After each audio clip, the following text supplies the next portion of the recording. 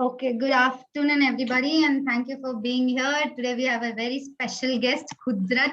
Everyone is really excited because we always get to speak from an homeschooling parent view. So, everyone is excited to hear unschooler in person their experience. So, welcome and thank you very much for joining this. So let's start. How so you have you been unschooled from beginning or did you go to school? How did that work? Uh, So back like really 20 years back. so, first of all, thank you for having me here. And it's nice talking to people in general. And I'm always up for talking to people. And I love conversating about things.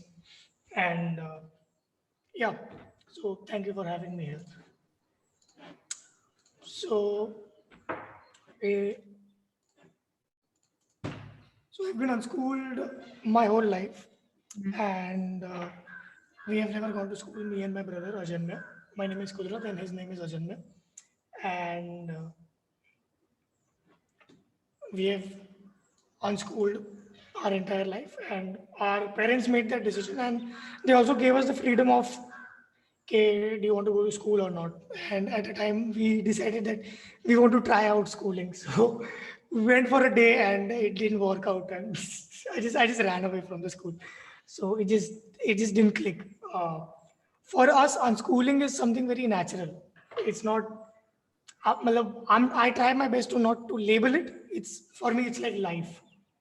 It's not something different than life, because I see trees just growing without any structure, or they have their own structure.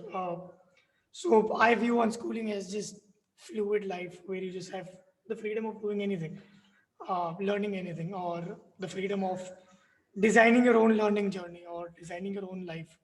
So that's how I view unschooling as. Uh, so that's that's a little, yeah, Okay. that's it. So let's go back when you were like 6 years old and everyone is going to school.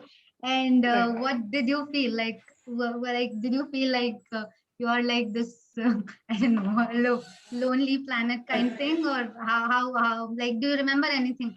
How you felt? Yeah, yeah. So, yeah, most of the people were going to school, and I didn't have. I had friends, but they were all school-going friends. So one day I said that I also want to go to the school and see what's the fuss about it. And we went, like I said, and I went inside this classroom, and everyone was reading this book, and some teacher was writing something on the board. So I got angry and I just ran away from there. And after that, uh, what happened is I started exploring. I started making friends outside my comfort zone, like, for example, village people or city kids or anyone, even adults.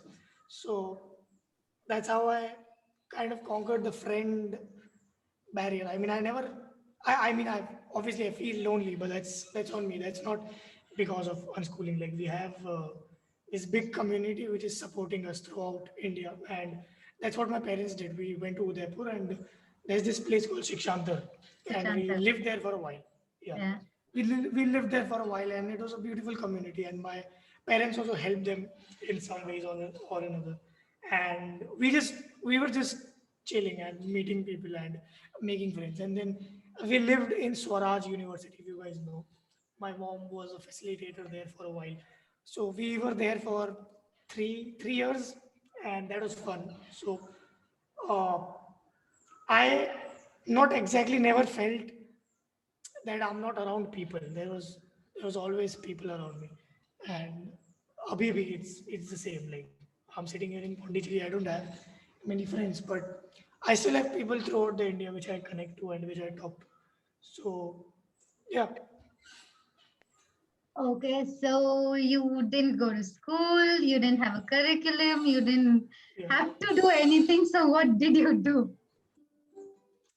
Uh, so my mom was into big time art. She was into art a lot, and she used to make jewelries and paint. And when we were little, she introduced colors to me when I was like 3, I think. So I just started playing around the colors. And art is something that stuck around for a long time. It still has. So I started painting and doing a lot of art. And after that, I got interested into photography and animation. So I did that for a while, and then animation turned into videography, and that videography turned into visual storytelling, which I'm doing right now. I have my own brand, I have my own enterprise, which I'm trying to run remotely. So this all started when I was 9. So this whole filming thing started at the age of 9. I started exploring visual communication through my friends, making films from them, for them and with them. And it was just a tool to interact and make friends. And it turned into something larger than me. And I just started following it, and just it took me. It took me to Himachal, it took me to all over India, and I started traveling at the age of 14, 13. And I just learned and met a lot of people, and it's just very random and also planned in a way. Okay, that's interesting. Random and planned, using two different words in the same sentence. Okay, Yeah. let's go back a little and see. Did your parents really create any environment as such for you to bring in this learning, or how did that go? Was there any conscious Uh, effort from their side? so they made it look like that there's no effort, or I mean, it doesn't sound right, but they thought it's. I mean, I could see there's a lot of effort, but they made it effortless. Like I said, my mom was into painting and my father was into music, so they were all used to do that, and they did what they loved, and that's what led me to do what I love. Uh, I think that worked out pretty well for me. That they didn't stop doing what they wanted to do just because they had kids. Uh, so I think that's something that stuck to me, and because of that, I'm able to express through films or photos or painting or whatever that is. So you said you were introduced to videographing like around six, sorry, seven, eight, nine, nine. So how did that come? Uh, Were your parents part of it, or did you just cultivate interest in that because they had let you free? they were not into filmmaking. Uh, I used to love animation films, and I was crazy about them. And one day I thought, let's try to make one. And then it turned out well. I started enjoying the process, and they supported me throughout whatever I needed. They didn't buy expensive cameras and stuff like that, but we got nominal stuff like a little camera and support and help and stuff like that. So they were not into filming. That was like kind of my own discovery that, yeah, I want to do that. But what they did help is that they were supportive. Like, yeah, do whatever the heck you want to do. We are no one to stop you or something like that. So there are 2 points I got to know. The first one is they did what they love to do, and Yep. that's inspired you. And second one, they didn't stop you from doing what you wanted to do. Okay, so this planning or the tour of whole of India, was it planned? No. In fact, I didn't even have a phone. Okay, so what did you do? So I think I just talked to people. So when I first time went to Himachal, so I didn't know how to read. So you didn't know how to read. When was this? How, Yeah. how old were you? I think, oh, sorry, I went to Nasik. I think I was 11. Yeah. So And I you're went to saying Nasik. till you were 11 years old, you didn't know how to read. Yeah, I didn't know how to read. Okay, I wasn't interested into it. Uh, okay, basically, how we function is, so they never forced us. I mean, they tried beach me. Obviously, every parent does at a point. But when it comes to learning, you can't really force it, as per my say. Even when it comes to maths or reading. So I didn't have interest in reading English or Hindi till the age of 11. I still don't have. I don't care about language that much. Uh, when it comes to words and numbers, what piqued my interest is when I joined theater and I had to read the script. That's the time when it clicked, and that's the time I got really interested in it. And that's why I got to learn Hindi and English in just 6 months because I was so into it. Uh, if I had done that before, like previously, without an interest, I think I wouldn't have learned it in a way that I would have enjoyed it or even continued theater. So how it works with us is when you need something, you learn about it. Like for example, maths. Till the age I didn't need to learn maths was like not to go to any store or anything. And when I went to the store, there was this need to learn. So most of my math skill come from buying things or buying vegetables for my mom. So that's where I learned maths. So basically, that's how it has been so far. Actually, that's so amazing. Like 11-year-old who doesn't know to read and learn to read in 6 months. I mean, I've heard a lot of stories about that unschoolers actually learn when they want. But this is amazing to actually hear from you. So how was this yeah, go on, what you want to say? No, no, I mean, I think I think I don't see unschoolers, homeschoolers, schoolers like they're special or anything. Like if you see when there were no schools, when there were gurukulams, people still had survival skills. And right now, this world maybe needs language as a survival skill, or maybe there's maths as some amount of survival skill. So when it comes to that, I think every kid can learn it. But when it's pushed onto them, I think that's where it's get a little boring and not useful. When it's actually put in use, it's easier to learn about it. That's what I think. And when it comes to learning, within 6 months, it's like that spark. If you have spark in anything, you learn it. You put your 1,001 100% on it or whatever that is. uh, when it comes, maybe for you it might be something else that sparks. And uh, for me it was filmmaking, and for a short while it was language. So I believe that spark led me to learn it quickly because I had that spark. If that spark wasn't there, I wouldn't have learned it. And I believe that spark is in everyone. We just don't see it. We just value, for some reason, we value maths a lot. We value English a lot. So we like, oh wow, that's so you learned it so quickly. But there are people who learn filmmaking in like a month or 6 months. Or there are people who learn cooking, which is like really hard. Or people learn. You look at farmers; they learn how to grow, and it's like I feel that's the most amazing thing. And they learn it like from their childhood, and it comes naturally. They can by seeing the wind, they can tell like it's gonna rain or not. So yeah. Okay, let's just briefly tell me how was the 6 months of learning period for you when you wanted to learn? How was that time?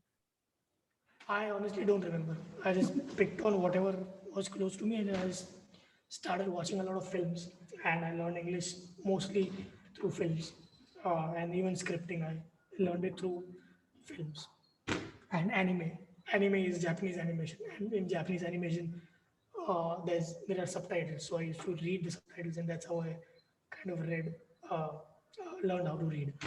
When it comes to writing, I still don't have good handwriting, but I learned it because I wanted to write stories for my films. So Okay, that's tell me what I when did. did you learn to write now? I'm more I think interested. I started. I think it was 14 or 13 or something when I seriously started writing. Like till then you didn't know how to write. Like you Yeah, just there was no need. I didn't give it importance, and honestly, that I was too busy making films, and I'm glad that I made films rather than learn about writing or maths, because that's what I'm doing right now, and that's helping me right now. that's amazing. Like You learn to read and write at age 10 or 12, and now everyone wants their child to read and write when they are 4, 5, 6. There are still people who learn uh, at the age, like very old age. I've met a lot of people from Mhm. village who do schooling at the age of 30 or 35. I've had conversations with them and they say that it's just the world is stopping us, like the judgment is stopping us. Baki, there's no stop to learning. Like this whole idea of that you have to learn in this particular time or you have to learn when you're younger, that's like I that's for me it's totally bullshit, because I think your whole life is about learning. I think you can't stop learning, and language and maths and these are just very little things that apparently matter in this society. Yeah, Yeah, maths, English, reading, writing, and I guess yeah, science. whatever that is. Okay, so how, like, I am sure you have amazing parents, so they were completely okay with this, I suppose. Yeah, the family members want to like my so like the downside of unschooling and homeschooling is because see we still live in this society and that's one of the reality, and which is like one of the saddest reality that people don't get it. People are too full of themselves and they're too into their own religion and their own beliefs. So that's like the most hard part is like convincing your family members. So when I didn't want to learn to read. My mom is a Malayali, and Malayalis are freaking crazy Yeah. about education. And oh my God, my nanny used to uh, force me maths or English. You know, you had to learn this, and they had to literally fight with them. So they didn't force me because they were kind of enlightened in that way. But a lot of family members did, and they kind of fought for it. So society is a little barrier and a little challenge, but I think वो भी overcome हो गया था. I mean that was also overcome. I don't know. Yeah. So, okay, so were there any challenges that you felt as an unschooler or a homeschooler that was challenging you? Uh, I don't know about. There were a lot of challenge about unschooling and homeschooling, but uh, there were a lot of challenge around being human. matlab, not only because see we had this community which helped us in terms of connection. Where the problem started was human level problems like connecting with people who go to school or connecting with people who are into all this money game, or like it's like a culture shift. It's like you live in the forest and you go to the city life, and then that's what it kind of feels like. It doesn't mean that we were in a bubble. We also lived in the city, but we never saw the city in the way that it actually was. So that's where the struggle comes. Like the society is the biggest struggle because it's made in a way that everyone follows it and everyone has their thoughts around it. Everyone has their fixed morals or whatever that is. So that's the biggest challenge. Now, what helped in that challenge is the internet. Like in the internet, no one gave a shit. Everyone was hating on each other and everyone was loving on each other. Like there was this chaos, and I kind of loved it. And I started a YouTube channel and I started talking to people, and internet was like the biggest help I could get. And uh, yeah, for me, like internet was the biggest help which I could get at that time. So most of the unschoolers or homeschoolers who would come up with me for a question would be, what about socialization? What if my friend, what if my child doesn't have any friends? Or what if they come up for 10 years later and tell why you didn't send me to school? What would you like to tell to them? You look at yourself as a parent that you have friends, and how you make friends, how you made friends, and what was that like? Was it just because you were in a school, or you genuinely had a connection? When people ask me this question, I always say that there are always people around. It's just you have to make an effort and it's just about that effort. That's that's almost all I have to say. I've made a lot of videos about it. Maybe I can share it here. Uh, it is hard for unschoolers to make friends because of certain lifestyle choices, but it's in reality it's actually not like that. When you're a kid, you don't give a shit. You just want to play, and that's what happens to everyone. So when I started playing, I school kids didn't bother. They didn't care because all they wanted to do was play. Things get tricky when you get a little older. When you be a teenager, and if you exist in this time, you know how much suppression and how much uh, crap is going on in this world. It's especially harder for this generation. People don't get it. Old people don't get it, but it is really hard to make friends, or it is really hard to find people who are into the same things or who are genuinely wanting to talk to you. So the friend thing is not just the unschooling thing. It's with everyone because I have friends. I have schooling friends who have friends, and they are not their friends anymore, and they have connections which are not that great, and they are still friends with them. They have toxic relationships, and that all comes from the system, and they don't want to look beyond that. So this whole thing about friends or not, you not sending your kid to school is just I feel that's like one of the excuse because you are not authentic to your kid from the start. Like you don't have to force unschooling on your kid. You maybe have to make uh, a different choice. Like for example, I have a friend which she and her parent made a choice that she wanted to go to school, and that's still unschooling because that was her A choice to go choice. to school, not yeah. So how I see unschooling is that giving that freedom, that choice.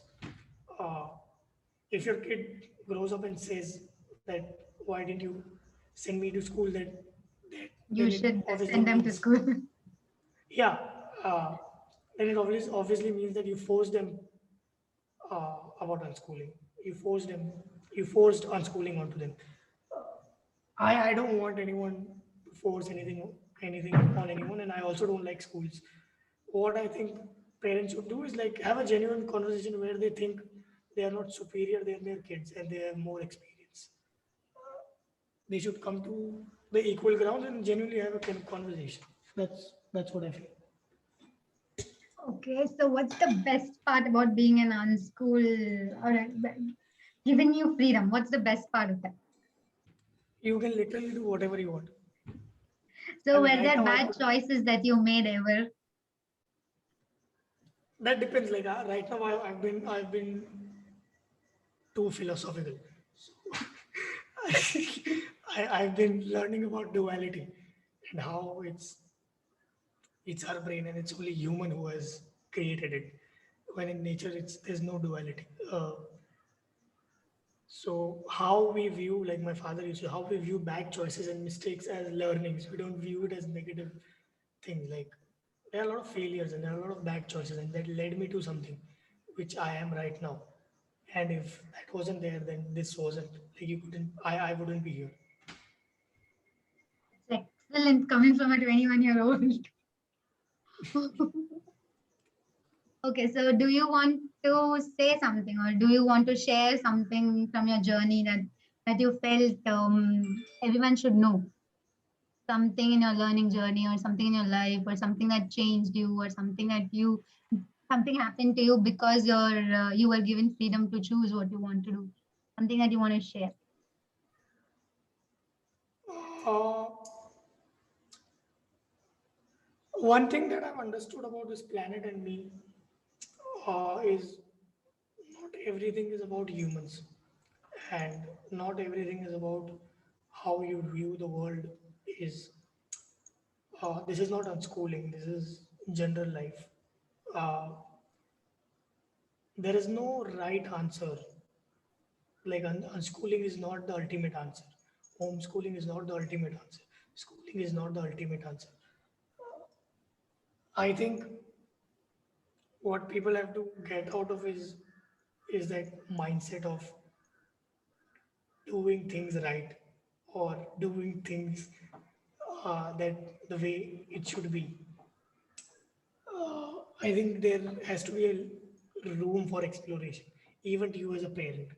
Uh, you shouldn't stop learning just because you have kids, or you shouldn't stop doing whatever you want to do just because of you have kids. Because if you stop what you want to do, or if you decide to drop everything because of your kids, then you put that into your kids unknowingly, and that might be converted into depression or anxiety or whatever that is. So I what I want to say is like, just I don't know, just be authentic to everyone around you and do whatever you want to do, even if it's hard. I think your your kids can understand, and maybe you can also understand. And obviously, it's not easy being a human. Uh, you also have to learn that there are people like us or people like her who started this thing where I come and talk and blabber, and basically we are there, and that it's just us who's stopping us from moving wherever we want to go. So that's the only thing I would say, that just be authentic at this moment, because I'm trying my best to be authentic right now, like about my community or unschooling, and how messed up our community also is, and how messed up is the society. Matlab, it's not just the society; it's also our system which is messed up. So nothing is correct, and there are no right answers. And you can't come from your religion, you can't come from your spirituality, you have to come from nowhere, and that's what I think reality is. Yeah. Hmm. Okay, so what? Okay, tell me, well, since you are already a professional and you're into this editing thing, so did you feel that maybe I should have gone to school and studied something, or gone to a video editing school and studied? Was there any point No, where you felt you should have done this? Maybe I would be better. no. No. So all this that you've learned is all you've learned on your own. On my own, talking to people, meeting directors, traveling, YouTube has helped me a lot. Emailing people who don't live in India, a lot of YouTubers which I emailed and talked to them about this. And uh, the biggest thing helped is like that spark, like I said. So when I got the spark, I was like 24/7 into filmmaking and nothing else. Uh, and that finding that flow, and my parents providing me that space to create that flow. That's what helped me, and that's why I think I don't have the feeling of going to college or going to school or going to film school or going to a course which helps me make better films, because when it comes to art, you can't make better art. Art is just art. So let's come to the reality part. What about being financially stable? Like, do you think you are in that place that you always wanted to be? Not really, not really. There But are at two least you two are parts. confident that you will be. I was, I was before the lockdown. I was at a place was which was more than what I expected, and where I had little needs. And I got everything. Like I got my computer, I bought a camera, and I bought all whatever I wanted to do. Uh, get right now, I have larger visions which will need a lot of funding, and at that level, I'm not satisfied. But when it comes to the survival aspect, I'm pretty confident that it's easy. It's easy. It's just I have to put work in it. It's not hard. It's not something that I have to figure out. Uh, it's already figured out. The hard part is being a creator in this system, because right now how the system works is not in favor of creators. If you see, it's in favor of corporates, and when you're not a corporate, it's a little hard on you when you're operating as a creator, and that's also part of learning. So which I'm trying to learn how to overcome that. And that comes, I think that will come slowly. That's the only struggle I'm struggling with. Other than that, when it comes to financial freedom, I don't think I'm never going to be financially free because the things I want is never going to run out. And material world is shit, but also amazing at the same time. It comes with new gadgets every week. So I can't be financially fulfilled ever. But when it comes to survival needs, I think I'm kind of settled. Okay, that's like amazing. So we are going on a break for a minute. Okay. And then Sure. once we come back, we are going to take questions from the audience. And Okay. you guys, if you have any questions for Kudrat, come back after 1 minute. Okay. Take a break. Bye. I'll see you after a minute. Yeah.